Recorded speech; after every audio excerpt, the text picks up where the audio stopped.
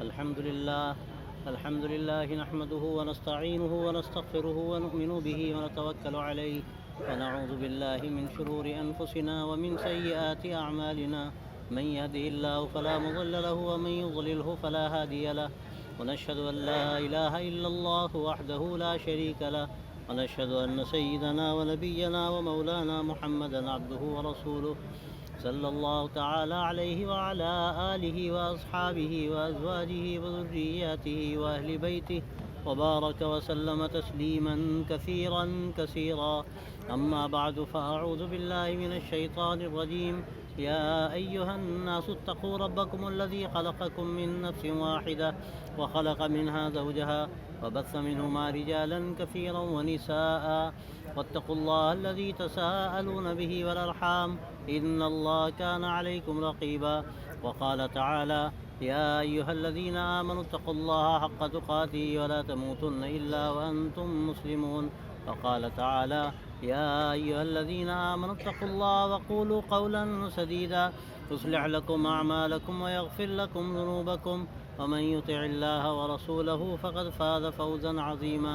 وقال النبي صلى الله عليه وسلم النكاح من سنتي وقال من رغب عن سنتي فليس مني أو كما قال عليه الصلاة والسلام. یہ آیتیں جو پڑھی گئی ہیں اور یہ حدیث کا بڑا گہرا تعلق ہے خطبہ نکاح سے، اور اس میں پورا پیغام دیا گیا ہے نکاح سے متعلق بھی اور پوری زندگی سے متعلق بھی. حقیقت میں نکاح بھی زندگی کا ایک بڑا حصہ ہے. اس میں ایک نئی زندگی کا آغاز ہوتا ہے، اور اس میں بالکل ایک اجنبی گویا کہ خاتون کو جس کا تصور میں لانا بھی شاید جائز نہ ہو، اس کو حوالے کیا جاتا ہے، اور یہ اللہ کے نام کی برکت ہے کہ اس سے ایک نئی زندگی شروع ہوتی ہے.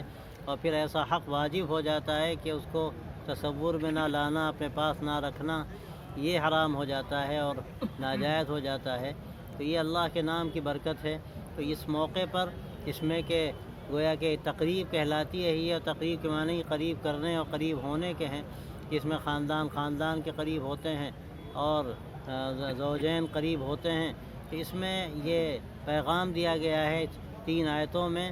سب سے پہلی بات تو اس میں یہ کہی گئی ہے کہ تقوی کی زندگی اختیار کی جائے، اور 4 جگہ اس کا ذکر ہے تقوی کا. اور تقوی کہتے ہیں احتیاط کی زندگی کو. تقوی ظاہری جو جس کو لوگ تقوی سمجھتے ہیں، تنہا وہ تقوی نہیں ہے. جب تک کہ زندگی آدمی پھونک کرنا اس میں قدم رکھے اور اس کا دھیان نہ ہو کہ اللہ کن چیزوں سے راضی ہوتا ہے اور کن چیزوں سے ناراض ہوتا ہے، اس وقت تک تقوی کی زندگی نہیں ہو سکتی. تو اس میں 4 جگہ اس کا ذکر ہے. پہلی آیت میں اللہ فرماتا ہے کہ اے لوگو ڈرو، لحاظ کرو اپنے پروردگار کا جس نے تم کو ایک اکیلی جان سے پیدا کیا، اس سے اس کا جوڑا بنایا اور دونوں کے ملنے سے اس دنیا کو مردوں اور عورتوں سے آباد کیا. اس اللہ سے ڈرو جس کے نام پر تم ایک دوسرے سے سوال کرتے ہو، اور رشتہ داریوں کا بھی خیال رکھو. یاد رکھو کہ اللہ تمہارا نگراں ہے. آیت کے شروع میں وحدت انسانیت کا سبق دیا گیا، اور آیت کا جو دوسرا حصہ ہے اس میں رشتہ داریوں کا حق بتایا گیا. قرآن حق اپنی جگہ پر، نیا حق اپنی جگہ پر، اور ایک بنیادی بات اخیر میں کہی گئی کہ یاد رکھو کہ اللہ تمہارا نگراں ہے. تم کوئی کام چھپ کے کرو، سب کے سامنے کرو، وہ دیکھ رہا ہے، تو اس کا تمہیں دھیان رہنا چاہیے. اور دوسری آیت میں فرمایا کہ لوگوں اللہ سے ڈرو جیسا کہ ڈرنا چاہیے، اور نہ مرنا مگر اس حال میں کہ تم مسلمان ہو. اب اس خوشی کے موقع پر یہ نبی کا مقام تھا کہ یہ حقیقت یاد دلائی جا رہی ہے کہ سب کو اللہ کے حضور میں حاضر ہونا ہے. اللہ تمہیں ایسی ہزاروں خوشیاں مبارک کرے، لیکن حقیقت کو فراموش مت کرنا. اور یاد رکھنا کہ جو دنیا میں آیا ہے وہ جائے گا، اور جب وہ جائے تو اس حال میں جائے کہ اللہ کے سامنے اس کی گردنیں جھکی ہوں، اللہ سے ملاقات کا شوق ہو. اور یہ اسلام پر موت جبھی ممکن ہوگی جب اسلام پر زندگی گزرے گی.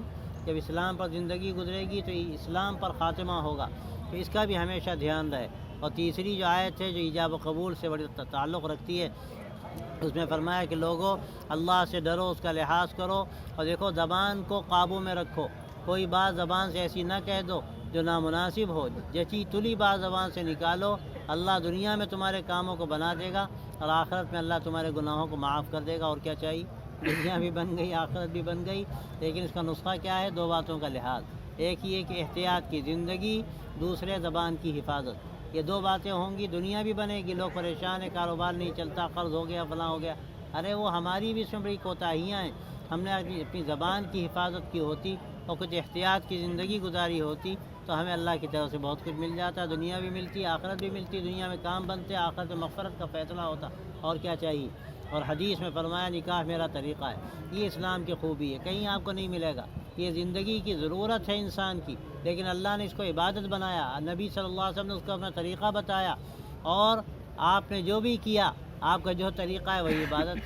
آپ کا طریقہ ادا یہ عبادت ہے. اللہ نے فیصلہ فرما دیا کہ ما ينطق عن الهوى ان هو الا وحی یوحى. آپ جو کہتے ہیں اللہ کی طرف سے کہتے ہیں, جو کرتے ہیں اللہ کی طرف سے کرتے ہیں. تو آپ جو کہہ دیں وہ شریعت, آپ جو کریں وہ شریعت. نکاح آپ نے کیا, نکاح شریعت بن گیا. اب کہیں دوسرے مذہب میں اس کا کوئی تصور ہے؟ وہاں تو نکاح کے موقع پر آزاد ہے, کچھ پھیرے لگا لیے, چھٹی ملی.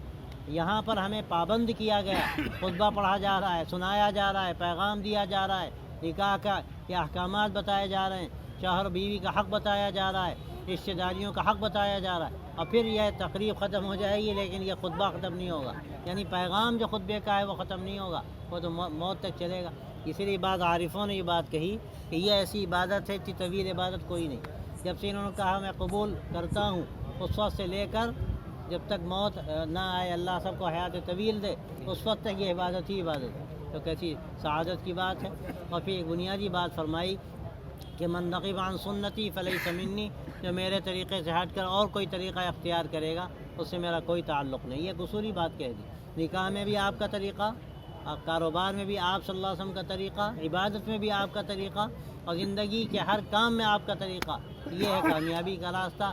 گویا جو ہم نے قلادہ غلامی کا ڈالا, توق ڈالا اپنے گردنوں میں اللہ کے نبی صلی اللہ علیہ وسلم کا, وہ اس وقت تک قائم ہے جب تک کہ ہم سنت پر قائم, اس طریقہ شریعت پر قائم ہے جو آپ کے ذریعے سے ملا. تو یہ ایک اصولی بات عقید میں بتا دی گئی. اور یہ اس موقع پر یہ سب کو سبق دے دیا گیا کہ نکاح انسانی ایک ضرورت ہے, یہ بھی عبادت ہے. تو ہمارے دنیا کے جتنے بھی کام ہیں وہ سب عبادت. شرط کیا ہے؟ وہ کام صحیح طریقے پر ہو اور کام اللہ کو راضی کرنے کے لیے کیا جائے, تو ہماری پوری زندگی عبادت ہے. اللہ ہم سب کو توفیق عطا فرمائے.